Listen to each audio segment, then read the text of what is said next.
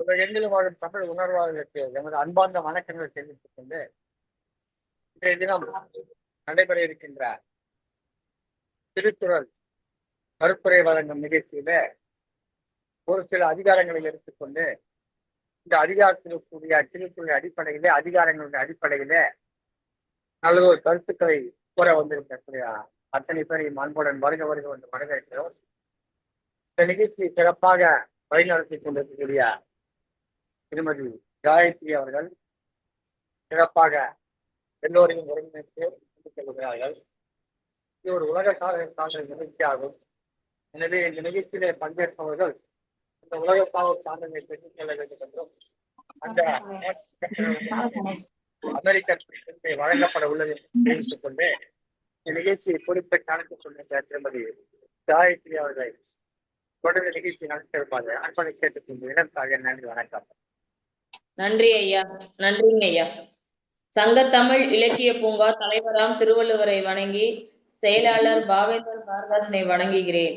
சங்கத்தமிழ் இலக்கிய பூங்கா ஒருங்கிணைப்பாளர் தமிழ் செம்மல், கவிச்சுடர், பாரதி சுடர், பன்முக ஆற்றல் கொண்டவர் நீலகண்டன் தமிழன் ஐயாவை வணங்குகிறேன்.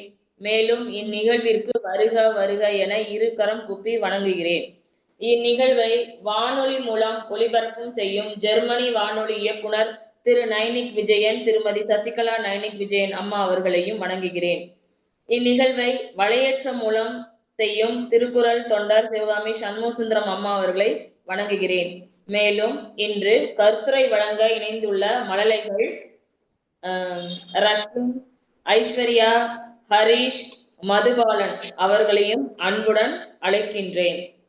இன்று நிகழ்வு 15 சங்கத்தமிழ் இலக்கிய பூங்கா திருக்குறள் கருத்தரங்கம் 2/2/2026 அதிகாரம் 71 முதல் 75 வரை, குறிப்பறிதல் 71, அவை அறிதல் 72, அவை அஞ்சாமை 73, நாடு 74, அரண் 75 இவ் அதிகாரங்களிலிருந்து தங்களுடைய கருத்துக்களை வழங்கலாம்.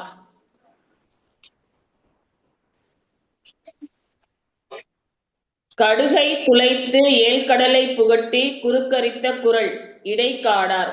அணுவை துளைத்து ஏழ்கடலை புகட்டி குறுக்கத்தரித்த குறள் ஔவையார் போன்றவர்கள் திருக்குறளை சிறப்பாக எடுத்து உரைத்துள்ளார்கள்.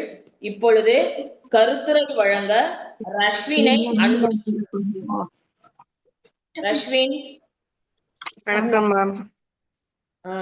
மதுபாலன் போய் உட்காரு, வீட்டுல உட்கார் பேச. அனைவருக்கும் வணக்கம். நான் 24 பற்றி கருத்து கூற வந்துள்ளேன். அதிகாரத்தின் பெயர் நாடு. குறள் 731. தல்லா விலையிலும் தக்காரும் தாழ்விலா செல்வரும் சேர்வது நாடு. ஒரு நாடு நல்ல செல்வமும் நிறைந்த நாடு இருக்க வேண்டும். முக்கியமாக சோர்வில்லாமல் நல்லா உழைக்கக்கூடிய மக்கள் நல்லபடியாக இருக்க வேண்டும். அது மட்டும் அல்லாமல் நிறைய நூல்கள் கற்ற அரிய பெருமக்கள் அற உணர்வோடு இருக்க வேண்டும். இறுதியாக செல்வங்களாகிய அந்த பெருமக்கள் சுயநலம் இல்லாமல் எல்லோருக்கும் உதவணும். இப்படி இருந்தால் நாடு நல்ல வளமாகவும் செழிப்பாகவும் செல்வமாகவும் இருக்கும் என்று வள்ளுவர் கூறுகிறார். அடுத்ததாக குறள் 732. பெரும் பொருளால் பெட்டகதாகி அருங்கேட்டால் ஆற்ற விளைவது நாடு. ஒரு நாடு எப்படி இருக்க வேண்டும் என்றால், தனக்கான வினைப்பொருளை தானே உற்பத்தி செய்து கொள்ள வகையில் அனைத்து வளங்களும் இருக்கணும். அது மட்டும் அல்லாமல் அயல் நாட்டாரும் நம்ம நாட்டை விரும்பணும். அதற்கு நம் நாட்டு கேடு இல்லாத நாடாக இருக்க வேண்டும். கேடு என்றால் அதிகப்படியான மழை, வெயில், கொடூரமான விலங்குகள், பறவைகள், முறையற்ற அரசு, இவையெல்லாம் கேடில்லாமல் இருந்தால் மற்ற நாடுகளும் நம் நாட்டை விரும்புவார்கள். அடுத்ததாக குறள் 733. பொறை ஒருங்கு மேல் வருங்கால் தாங்கி இறைவருக்கு இறை ஒருங்கு நேர்வது நாடு. ஒரு வளம் நிறைந்த நாடு எப்படி இருக்க வேண்டும் என்றால், போர்க்காலங்களில் இயற்கை அழிவின் காரணமாகவோ பிற நாட்டு மக்கள் நம் நாட்டை தேடி வரும்போது அவங்க வருகை மூலமாக நாட்டுக்கு நாட்டுக்கு நாட்டுக்கு வரும்போது அவர்களுக்கு உணவும் வீடும் தங்க இடமும் கொடுக்கணும். இது எல்லாம் கொடுக்கிற அளவிற்கு நாடு நல்ல செல்வங்களோடு இருக்கணும். அதுவே சிறந்த நாடு என்று கூறுகிறார் வள்ளுவர். அடுத்ததாக குறள் 734. உறுபசியும் ஓவா பிணியும் செருபகையும் சேராது இயல்வது நாடு. மக்கள் பசி இல்லாமல் தேவையான உணவுப் பொருள் உற்பத்தி செய்யும் அளவில் வயல் விவசாயம் இருக்க வேண்டும். அது மட்டுமன்றி நோய்க்கான மருந்து சிறந்த மருத்துவர் இருக்க வேண்டும். எதிர்நாட்டு பகை இல்லாமல் வாழ வேண்டும். இந்த 3 உணவு மருத்துவம் பகை இல்லாமல் இருந்தால் நாடு நல்ல சிறப்பாக இருக்கும் என்று கூறுகிறார் வள்ளுவர். அடுத்ததாக குறள் 735. பல்குழுவும் பால் செய்யும் உட்பகையும் வேந்து அழைக்கும் கொல்குறும்பும் இல்லது நாடு. சாதி மதம் அரசியல் வேற கருத்துக்கள் கூறும் பொழுது அந்த நாட்டிலேயே பல குழுக்கள் பிரிந்து பேசக்கூடாது மற்றும் கூட யாரும் குளிப்பறிக்க கூடாது. இப்படி இருந்தால் நாடு நல்ல சிறப்பாக இருக்கும். அடுத்ததாக இந்த அதிகாரத்துக்கு ஏற்ற ஒரு கதையை கூறுகிறேன்.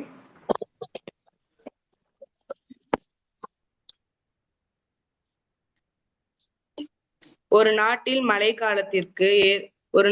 மழைக்காலத்திற்கு ஏற்றபடி மழை பெய்தது. ஆற்றுகள் நீரால் நிரம்பின. வயல்கள் பசுமையாக காட்சியளித்தன. விவசாயிகள் மகிழ்ச்சியுடன் உழைத்தார்கள். அந்த நாட்டுல ஒருவருக்கு ஒருவர் அன்பா ஜாலியா இருப்பாங்க மேம். பசியும் பயமும் இல்லாமல் அமைதியாக வாழ்ந்தாங்க. சிறு தொழில்களும் வணிகமும் செய்தார்கள். அரசன் நீதியான ஆட்சி செய்தான். மக்களின் தேவையான கேட்டறிந்து தீர்வுகளை வழங்கினான். சட்டம் அனைவருக்கும் சமமாக இருந்தது. இதனால் அந்த நாடு நல்ல வளமுடன் அமைதியாக இருந்தது. நல்ல மழை, வளமான நிலம், நீதியான ஆட்சி இருந்தால்தான் ஒரு நாடு சிறந்த நாடாகும் என்பதையே திருக்குறள் அதிகாரம் 4 கூறுகிறது. நன்றி மேம். வாழ்த்துக்கள். உறுபசியும் ஓவா பிணியும் செருப்பகையும் சேராது இயல்வது நாடு. உணவு பஞ்சமும் தொற்று நோய்களும் சுற்றும் உள்ள நாடுகளின் பகையும் இல்லாமல் இருப்பதே ஒரு நல்ல நாட்டின் இலக்கணம் என்று தாங்களுடைய கருத்துக்களை சிறப்பாக எடுத்துக் கொண்டீர்கள். வாழ்த்துக்கள். தொடர்ந்து இணைந்திருங்கள். ஐம்புலன்களையும் அடக்கும் ஆற்றல் பெறுவது எது? அறிவு வல்லமை. ஐம்புலன்களையும் அடக்கும் ஆற்றல் பெறுவது எது? அறிவு வல்லமை. அறம் என உயர்வாக சொல்லப்படுவது எது? இல்லறம். அறம் என உயர்வாக சொல்லப்படுவது எது? இல்லறம். உலகில் இன்பமாக வாழ்வோர் பெரும் சிறப்புக்கெல்லாம் எது காரணம்? அன்பு. உலகில் இன்பமாக வாழ்வோர் பெரும் சிறப்புக்கெல்லாம் எது காரணம்? அன்பு. வேதத்தை மறவாமை, ஒழுக்கத்தில் தவறாமை, இவற்றுள் எது சிறந்தது? ஒழுக்கத்தில் தவறாமை. பிறர் செய்யும் தீமைகளை பொறுத்துக் கொள்வது, அவற்றை மறந்து விடுவது, இவற்றுள் எது சிறந்தது? பிறர் செய்யும் தீமைகளை மறந்து விடுவது. போன்ற கருத்துக்களை திருவள்ளுவர் நமக்காக வழங்கியது. இப்பொழுது கருத்துரை வழங்க அரங்கநாயகி அம்மாவை அன்புடன் அனுப்புகிறேன். அரங்கநாயகி அம்மா. வணக்கம் சகோதரி. சங்கத்தமிழ் இலக்கிய பூங்கா தலைவராம் திருவள்ளுவரை வணங்கி, செயலராம் பாரதிதாசனை வணங்கி, சங்கத்தமிழ் இலக்கிய பூங்கா ஒருங்கிணைப்பாளர் பாரதி சுடர் திரு நீலகண்ட அன்பு சகோதரரையும் வணங்கி, கூட கருத்துரை வழங்குபவர்களையும் வணங்கி, கேட்டு சுவைக்கும் நேயர்களையும் வணங்கி, கவிதை வாசிப்பது அரியநாண்டர் தகடூரில் வசிக்கும் அரங்கநாயகி கண்ணன்.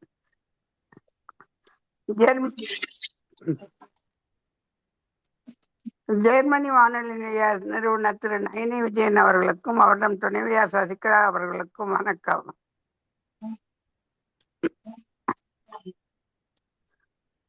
ஐயா ஒரு நிமிடமா.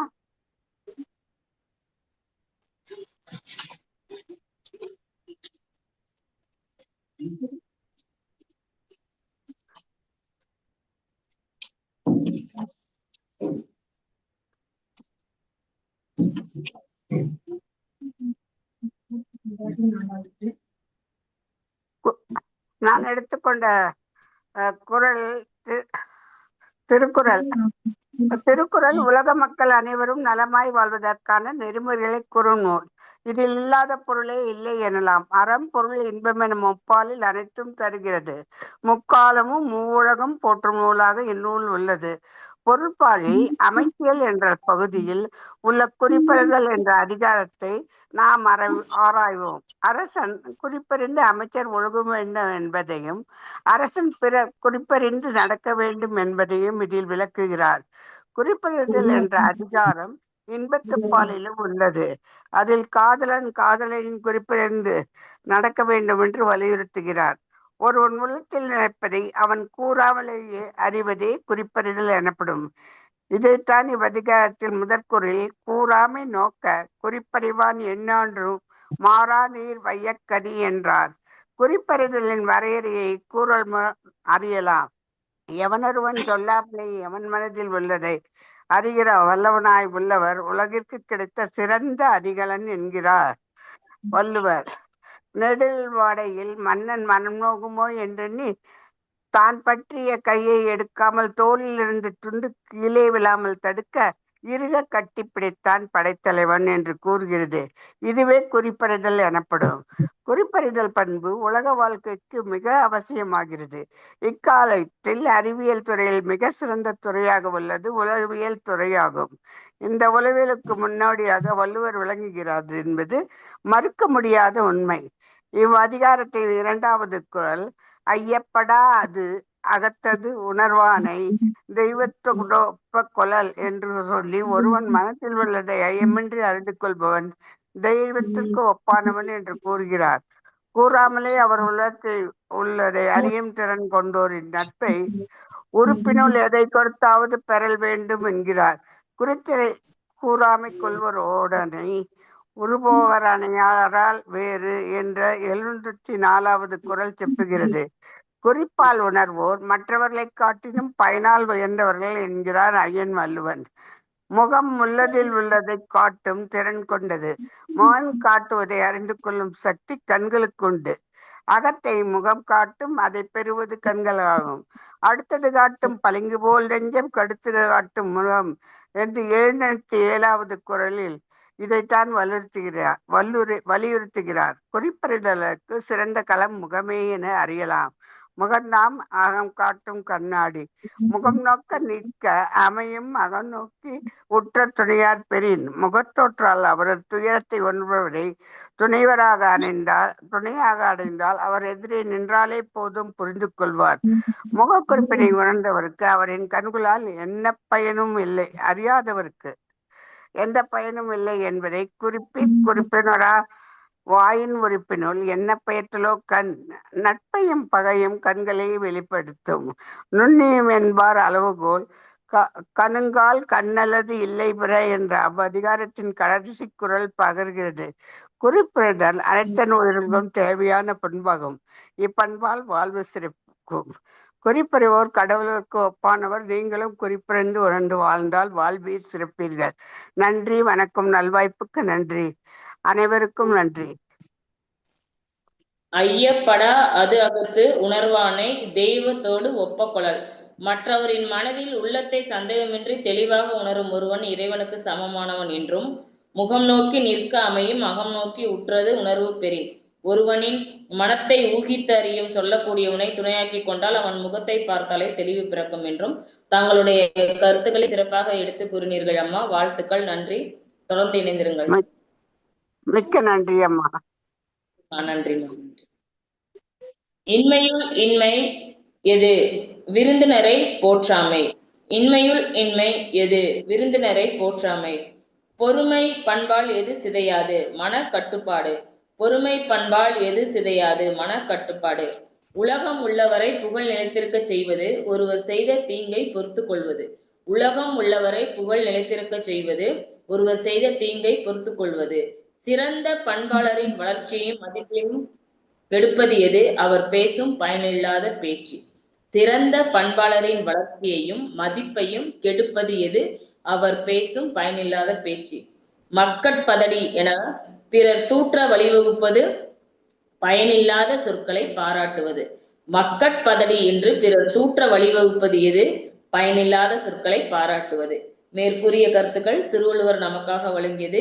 இப்பொழுது கருத்துரை வழங்க ஐஸ்வர்யாவை அன்புடன் அழைக்கின்றேன். ஐஸ்வர்யா.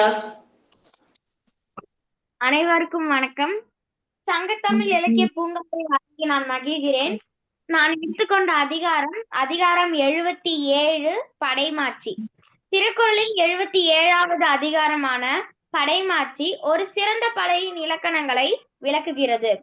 உறுப்புகள் நிறைந்து துன்பத்திற்கு அஞ்சாது யமனையும் எதிர்த்து நின்று வெல்லும் வீரமும் மானமும் மனமும் தலைவன் நம்பிக்கையும் கொண்டதே சிறந்த படை என்று குறிப்பிடுகிறது. உறுப்பமைத்து உஞ்சா வெல்படை என்பதே இதன் முக்கிய கருத்தாகும். முக்கிய கருத்துக்கள் ஆங்கிலத்தில் கீ பாயிண்ட்ஸ். தலைவர் இல்லா படை. உறுதி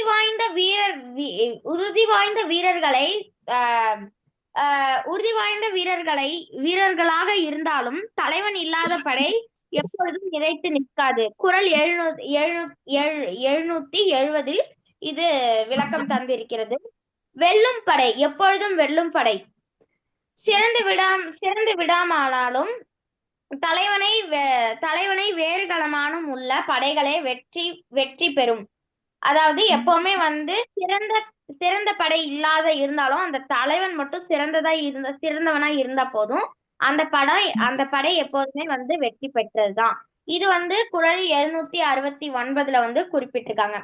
சுருக்கமாக சொல்ல வேண்டும் என்றால், அஞ்சாமை, உறுதி, கட்டுப்பாடு மற்றும் வீரத்தாழ்மை கொண்டதை வள்ளுவர் கூறும் சிறந்த படையாகும்.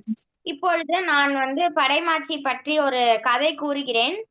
இது என்னன்னா, ஒரு பொய் கூறுற, அதாச்சும் எப்பவுமே உண்மையை பேசுற மெய்யே பேசுற அரசரும் பொய் பேசுற அரசரோட ஒரு கதை. எப்பவுமே மெய் பேசுற அரசர் என்னன்னா, கண்டிப்பா இது திருக்குறள்ல சொல்லல, கண்டிப்பா மெய் பேசுற அரசர் கண்டிப்பா வின் பண்ணுவார் அப்படின்னு சொல்லியிருக்காங்க. இப்ப என்ன நடக்குதுன்னா, நல்ல வீரமும் தைரியமும் எப்பவுமே கொண்ட அரசர் தான் வின் பண்ணுவாங்க.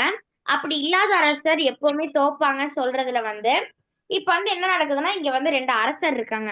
அவங்களுக்கு இப்ப என்னன்னா, ஒரு ஆறுக்காக 2 பேரும் சண்டை போடுறாங்க. ஒரு ஆறுக்காக நிறைய மக்கள் ஒரு சைடு இருக்காங்க, இன்னொரு சைடு நிறைய வீரர்கள் இருக்காங்க. இப்ப என்னன்னா, இதுல ஆறுக்காக சண்டை போடுறது யாருன்னா மக்கள் தான். இப்ப அந்த மக்கள் சண்டை போடுறாங்கன்னா அது கண்டிப்பா அரசர் அதை தீர்த்து வைக்கணும். இப்ப என்ன பண்றாங்கன்னா, மக்கள் சண்டை போட்டா பரவாயில்ல, அரசரே 2 பேரும் சேர்ந்து சண்டை போடுறாங்க. அப்போ அவங்க 2 பேரும் சண்டை போடும்போது வீரர்கள் என்ன பண்ணுவாங்க, ஒருத்தருக்கு ஒருத்தர் மோதிப்பாங்க. அப்படி மோதிக்கும் போது அந்த வீரர்கள்ல பெரிய வீரர் தலைவர்னு நினைக்கிறேன், தலைவர் என்ன சொல்றாருன்னா, எங்களோட அரசர் ரொம்ப பன்மையான, ரொம்ப எப்படி சொல்றது, ரொம்ப நல்லா இருப்பாரு. எப்பவுமே பொய் சொன்னாலும், ஒருத்தவங்க பொய் சொன்னாலும் நம்ம அந்த பொய்யை மறைக்கிறதுக்கு 100 பொய் சொல்லக்கூடாதுன்னு சொல்லிட்டு அவர் எப்பவுமே உண்மையா இருப்பாரு. ஒருத்தர் நம்மள தப்பா பேசினாலும் அவரை மறுபடியும் நம்ம தப்பா பேசக்கூடாது அந்த இதுலயும் இருப்பாரு. ஒருத்தவங்க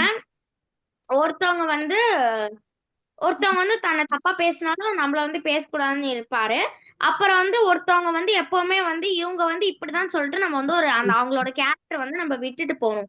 எப்பவுமே அவங்க இப்படிதான், அவங்க அப்படிதான் சொல்லிட்டு நம்ம விட்டுட்டு போனோமே தவிர, அவங்க இப்படி அவங்கள நம்ம மறுபடியும் பழி தீர்க்கணும். அவங்க இப்ப நம்மளுக்கு ஒரு பழி செஞ்சிருக்காங்கன்னா அந்த பழியை தீர்க்கறதுக்காக நம்ம மறுபடியும் பண்றோம் இல்லையா, அந்த மாதிரி பண்ணக்கூடாதவர் அப்படின்னு யார் சொல்றா, இந்த சைடு லெஃப்ட் சைடுல இருக்கிற அரசரோட தலைவன் சொல்றாரு.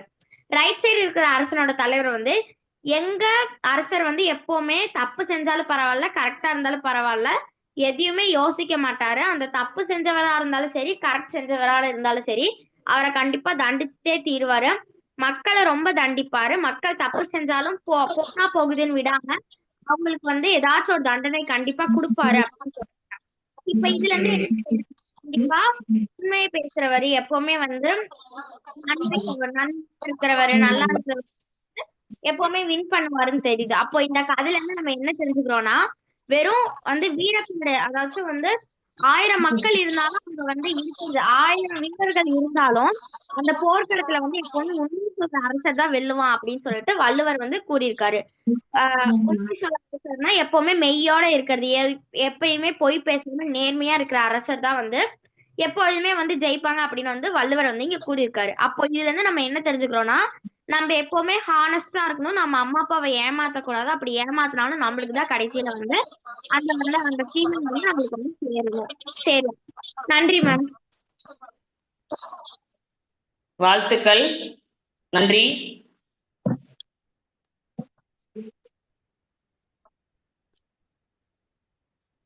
சிறப்பாக தங்களுடைய கருத்துக்களை எடுத்து கூறினீர்கள். நன்றி அம்மா. நன்றி நன்றி. ஒரு நிமிடம்.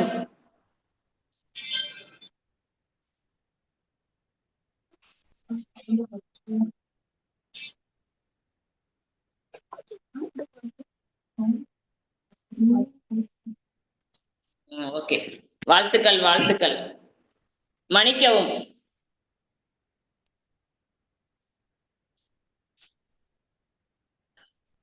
படைமாட்சி. உறுப்பு அமைந்து ஊரஞ்சா வெல்லும் படை வேந்தன் வெறுப்பையுள் எல்லாம் தலை. எல்லா வகை கருவிகளும் விதிமுறைகளும் அமைந்து அஞ்சாமல் வெற்றியை தேடி தரும் படையே அரசனின் சிறந்த செல்வமாகும் என்றும், உழைவிடத்து ஊரஞ்சா வன்கண் தொலைவிடத்து தொல்படைக்கு அல்லால் அரிது. போர்க்களத்தில் தோல்வி வர நேர்ந்தாலும் பயப்படாமல் இருக்கும் தைரியம் மற்ற காலத்திலும் பயிற்சி மேற்கொள்ளும் படைகளுக்கே உரியதாம் என்று தங்களுடைய கருத்துக்களை சிறப்பாக எடுத்து கூறினீர்கள். வாழ்த்துக்கள். நன்றி. தொடர்ந்து இணைந்திருங்கள். வாழ்த்துக்கள். நன்றி அம்மா. நன்றி நன்றி நன்றி. சிறந்த ஒருவரை விடாமல் தொடர்ந்து வந்து வருத்துவது எது? தீய செயலால் வந்த பகை. ஒருவரை விடாமல் தொடர்ந்து வந்து வருத்துவது எது? தீய செயலால் வந்த பகை. இந்த உலகிலும் வேறு எந்த உலகிலும் காண முடியாத நல்ல செயல் ஒப்புரவு, பிறருக்காகவே வாழ்வது. ஊர் மக்கள் குடிக்கும் குளம் நீரால் நிறைந்தது போன்றது எது? உலகை விரும்பும் பேரறிவாளர் பெற்ற செல்வம். ஊர் மக்கள் குடிக்கும் குளம் நீரால் நிறைந்து போன்றது எது? உலகை விரும்பும் பேரறிவாளர் பெற்ற செல்வம். ஊர் மக்களுக்கு பயன்படும் மரம் ஊரின் நடுவே பழுத்தது போன்றது எது? உலகிற்காகவே வாழும் நல்லுணர்வாளர் பெற்ற செல்வம். ஊர் மக்களுக்கு பயன்படும் மரம் ஊரின் நடுவே பழுத்தது போன்றது எது? உலகிற்காகவே வாழும் நல்லுணர்வாளர் பெற்ற செல்வம். மேற்கூறிய கருத்துக்கள் திருவள்ளுவர் நமக்காக வழங்கியது. இப்பொழுது கருத்துரை வழங்க ஹரீஷை அன்புடன் அழைக்கின்றேன். ஹரீஷ். ஹரீஷ். அனைவருக்கும் வணக்கம். என் பெயர் ஹரீஷ். நான் 8ஆம் வகுப்பு பிரிவில் படிக்கின்றேன்.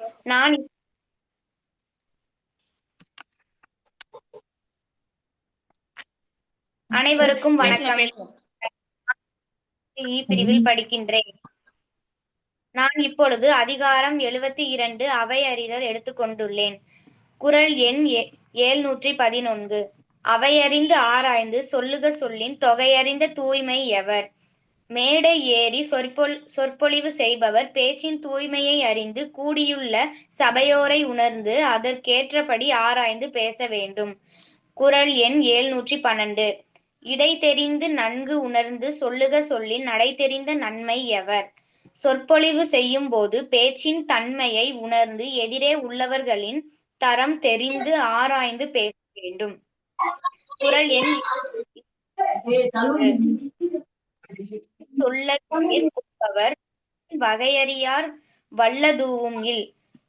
சபையோரின் தன்மையை அறியாமல் பேச தொடங்கும் தலைப்பின் முறையையும் அறியாமல் கல்வி அறிவும் இல்லாதவரே. குறள் எண் 714. ஒளியார் முன் ஒள்ளியார் வெளியார் முன் வான்சுதை வண்ணம் கொளல். அறிஞர்கள் கூடியுள்ள சபையில் தன் அறிவை காட்டி பேச வேண்டும். சாதாரணமானவர்கள் கூட்டத்தில் வெள்ளை சுண்ணாம்பு போல சாதாரணமாக பேச வேண்டும். நான் இப்பொழுது ஒரு கதையை சொல்லி என்னுடைய கருத்தை முடிக்கின்றேன். கதையின் தலைப்பு கற்றவர் அவையும் கல் நெஞ்சமும். ஒரு ஊர்ல வந்து ஒரு ரொம்ப பெரிய அறிவாளி வந்து ஒருத்தர் இருக்காரு. அவர் பேர் வந்து குமார்.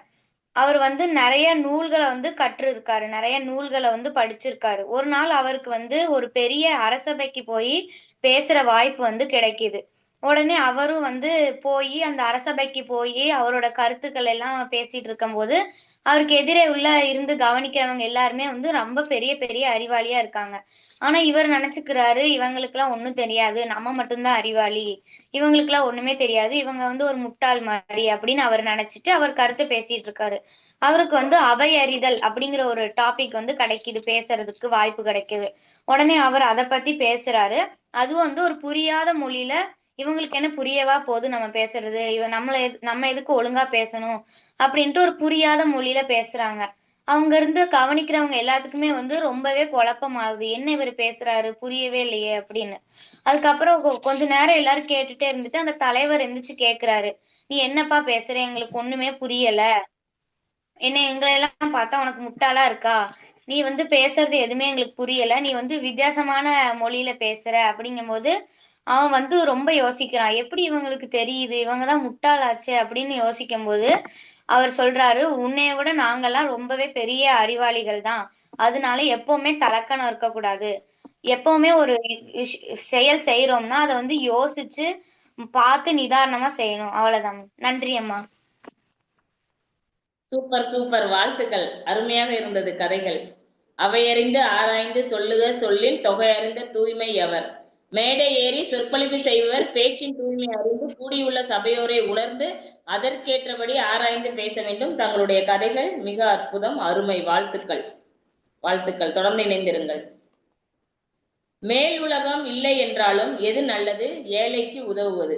மேல் உலகம் இல்லை என்றாலும் எது நல்லது, ஏழைக்கு உதவுவது. ஒரு பொருளை சேமித்து வைப்பது போன்றது ஏழைகளின் கொடிய பசியை போக்குவது. ஒரு பொருளை சேமித்து வைப்பது போன்றது ஏழைகளின் கொடிய பசியை போக்குவது. தீப்பினி என திருவள்ளுவரால் கட்டப்பட்டது எது, பசி. தீப்பினி என திருவள்ளுவரால் சுட்டப்படுவது எது, சுட்டப்படுவது எது, பசி.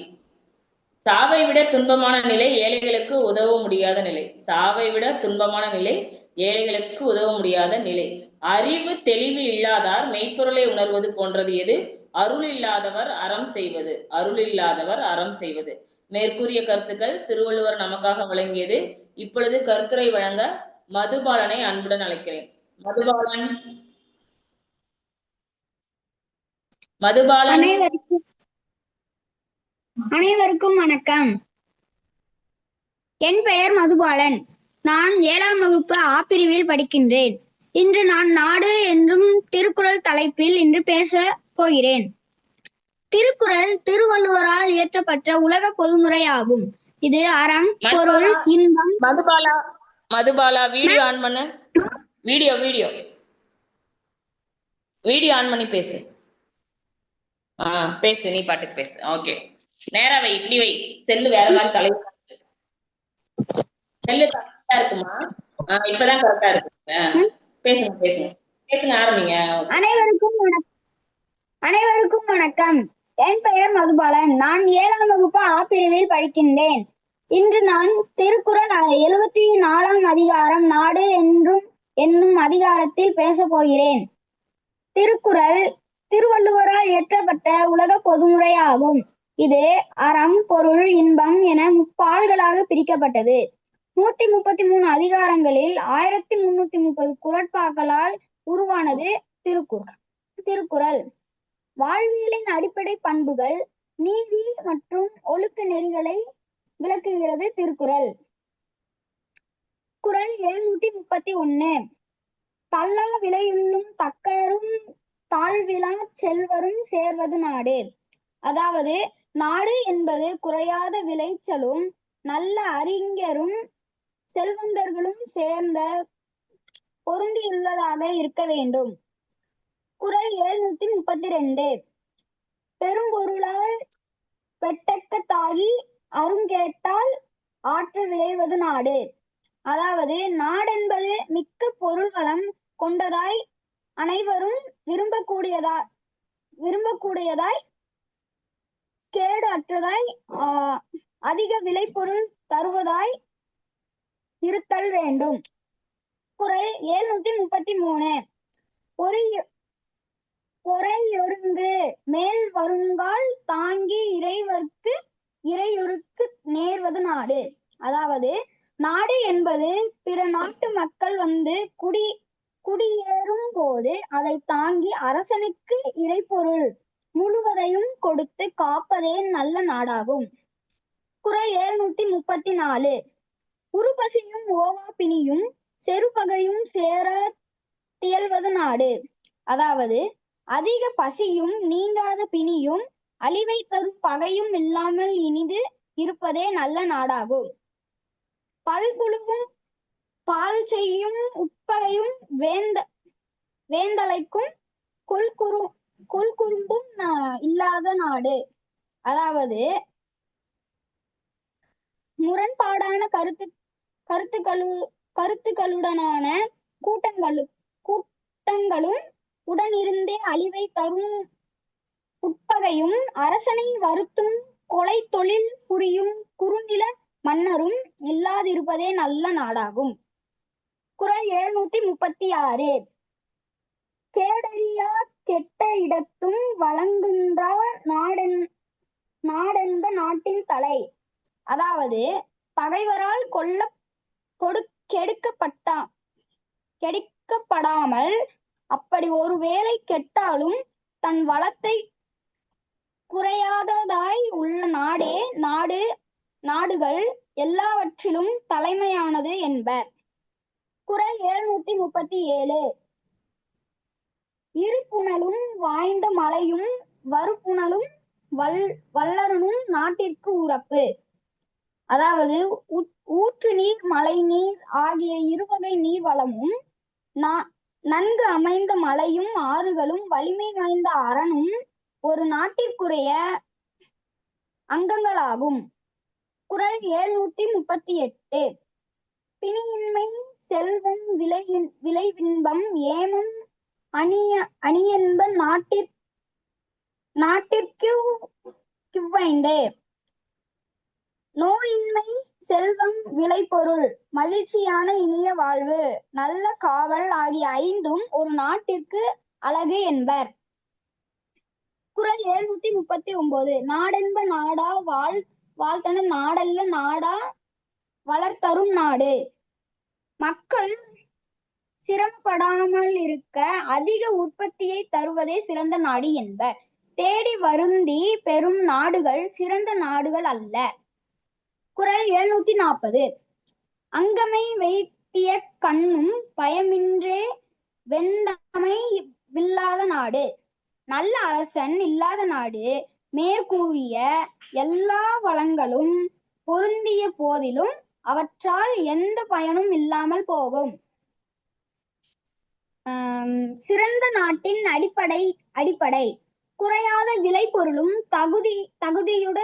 தகுதியுடைய சான்றோர்களும் அழியாத செல்வமுடைய செல்வந்தர்களும் ஒரு சேர பொருந்தியதுதான் சிறந்த நாடு. வளமும் பாதுகாப்பும் பெரும் பொருள் வளம் கொண்டதாகவும் எக்காலத்திலும் கேடு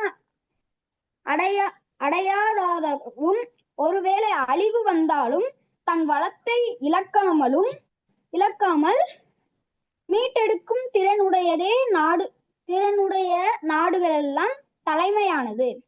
பகை மற்றும் பிணிகளின்மை தீராத பசி ஓயாத நோய் வெளியிலிருந்து வந்து தாக்கும் பகை ஆகிய மூன்றும் இல்லாதிருப்பதே ஒரு நாட்டின் பெருமை. நன்றி. சிறப்பு சிறப்பு. பொறை ஒருங்கு மேல் வருங்கால் தாங்கி இறை ஒருங்கு நேர்வது நாடு.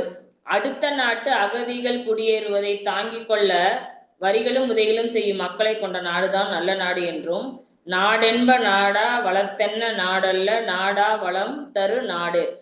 கடின உழைப்பு வருந்தி தேடி அலையும் முயற்சிகள் இல்லாமலே வளம் தரும் பூமி உடையதே நல்ல நாடு. உயிர் வாங்கும் உழைப்பால் வளம் தருவது சிறந்த நாடு அல்ல. உயிரை வாங்கி அந்த உழைப்பால வளம் தருவது சிறந்த நாடு அல்ல என்று திருவள்ளுவர் கூறியிருக்கிறார். தங்களுடைய கருத்துக்களை சிறப்பாக எடுத்து கூறினீர்கள். வாழ்த்துக்கள்மா, நன்றி. தொடர்ந்து இணைந்திருங்கள். வாழ்த்துக்கள் மதுபாலா, வாழ்த்துக்கள். நன்றி. சிறப்பு. சங்கத்தமிழ் இலக்கிய பூங்கா நிகழ்வு 15/2/2026. இந்நிகழ்வில் கலந்து கொண்ட அரங்கநாயகி அம்மா யார் இருக்கீங்க? யாராவது பேச இருக்கீங்களா?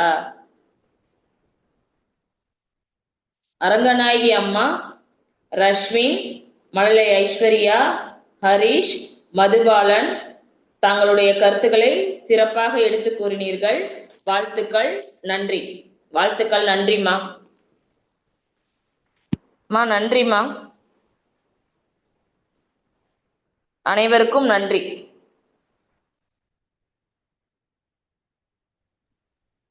வேலை விஷயமா இருக்கிறதுனால பண்ண முடியல.